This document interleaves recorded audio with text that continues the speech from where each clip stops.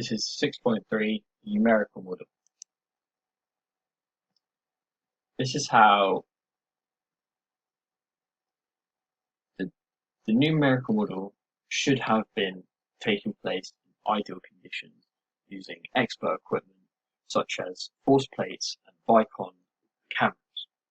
An ideal testing scenario would involve using these force plates for accurate power calculations on vertical jump testing and the Vicon cameras that can set up perfectly project and map our sprint in 3D format and can accurately calculate speed, velocity, acceleration for each stage of the 22-meter sprint split up into 5-meter segments and create accurate graphs, data sets for each individual incredibly easy.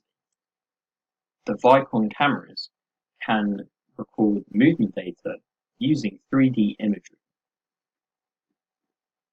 This is incredibly good for our testing, as it allows us to give accurate video evidence and great quality video capture of our run, and can pinpoint the exact time it crosses past a specific point using sensors on the running area that's been set out on the court, or a specific measured out area on a running track.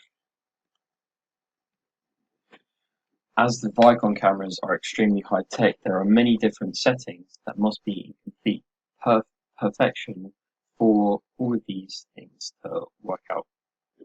For example, things in the camera settings, such as having a high shutter speed and focusing the camera properly, will affect the quality of the video captured.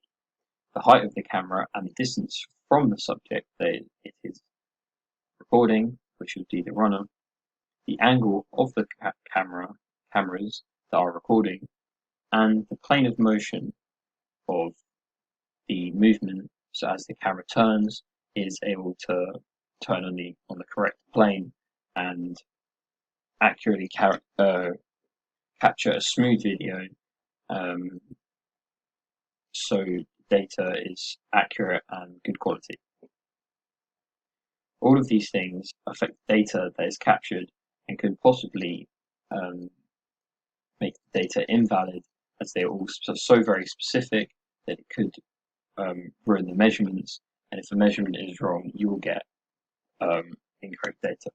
In the camera positioning, certain things like the field of view, the planes of motion, distance and height, the angle of the thing, the subject, and the image size all affect the quality of data captured of these cameras.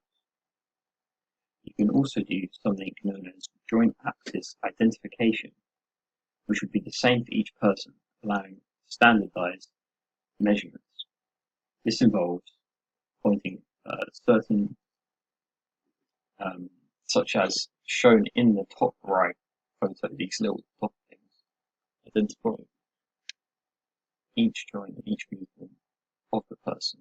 So once they're being captured, you can put it onto a computer system and it will show each joint movement for the person that is completing an action. For example, sprint. This will show every single joint movement of the runner and allows you to analyze it on a computer system compared to other people that have done the same thing. Unfortunately, technology that we've used is a lot less advanced, as we do not have the money or the facilities to use university equipment at the moment. So our technical numerical model data was captured slightly differently.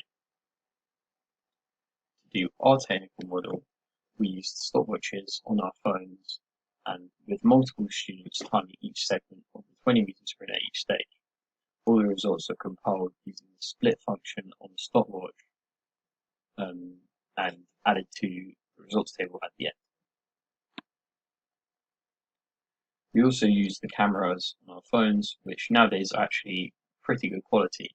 And you can use things such as slow-mo and speeding it up, looking at frame by frame, which can help with analyzing different stages of the video of the sprint and the vertical jump.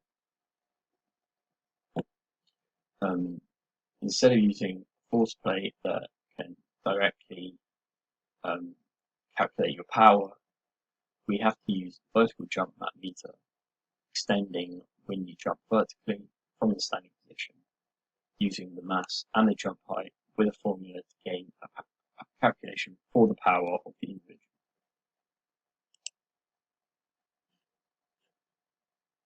So this is the technical model analysis. These on the left are the vertical jump from standing and the 3/4 quarter court sprint NBA draft combine records. So these are the best records from the NBA rookies coming into the league, and the NBA draft combine showing what they can do. So these are probably as good as you can get from a basketball standpoint as a young player, which is much closer to our age. So we can compare these data with our peer data and our individual data collected. So this diagram here actually more accurately shows how we took part in the 3/4 court sprint with an individual at each designated cone. So as the player goes from one end here to this cone, they start, run, that's when they split, get to here, here, and here. Each person split the timing so that they get their own timing, add them, compile them into the spreadsheet. So 1 second here, this is where they split, 2 seconds, 3 seconds, 4 seconds, add each individual time from here to here, here to here, here to here, here to here, onto this thing, so it shows each stage of it. We can calculate the acceleration, velocity at each 5-minute interval.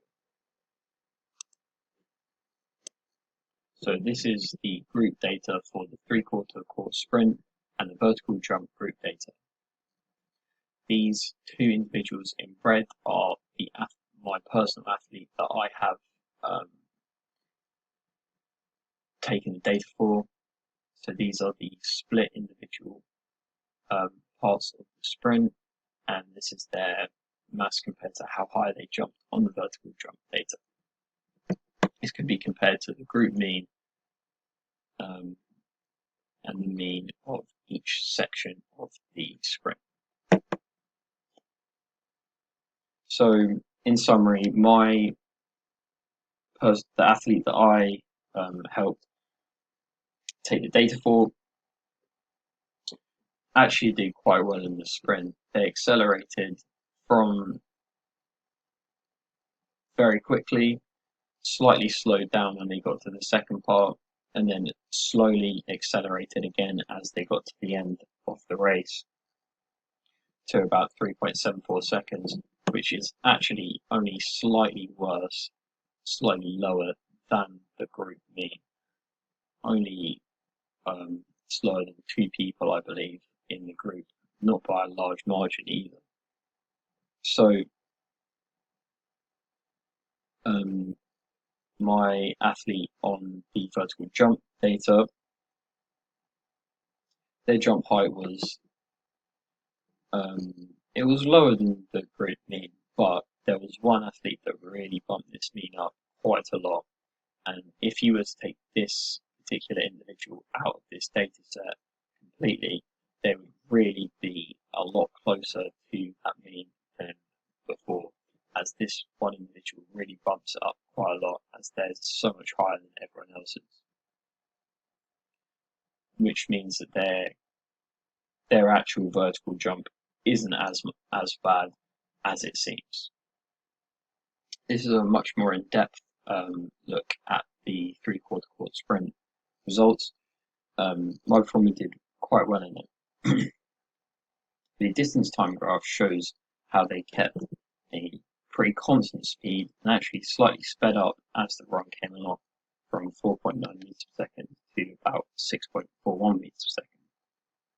Velocity time graph shows that at the start of the sprint, they were constantly accelerating to about 5 meters per second, and then remain at that velocity for another second after slightly slowing down to from about 4.95 to 4.81. Then for the remaining 2 seconds of the race, they slightly sped up, reaching a max of 6.4 meters per second for the The acceleration time graph shows that there's great initial acceleration, but a massive drop in the negative value as they slightly decelerate. So this will drop incredibly quickly to the minus value, but they did slightly accelerate after this point to finish the race off pretty strong, increasing by, as you can see, about 0.75 and then 1.2 meters per second minus 2, just in the end of the race. If we want to compare my athlete, my performer was only a small amount slower than the group average. Comparing this to the NBA Elite combine record of 2.41 seconds, this is a lot slower. They ran roughly about 9.3 meters per second, which is a lot faster than anyone we tested, showing how truly athletic and fast they are. This could be the case due to less intense training and worse technique of the student that I measured.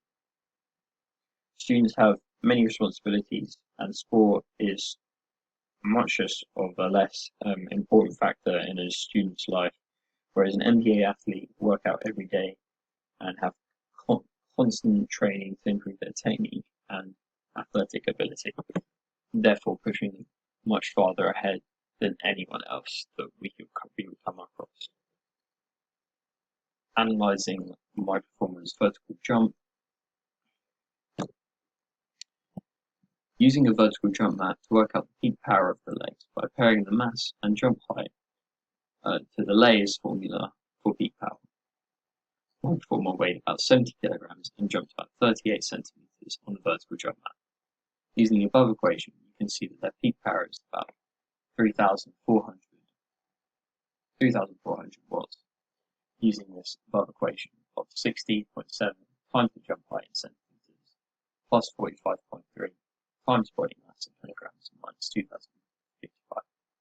Here is an example of how the equation actually does get put into the calculator, and this comes out with this value for the better performer in our group, which ended up being about 5.6 thousand watts in their legs in the explosive vertical jump test power.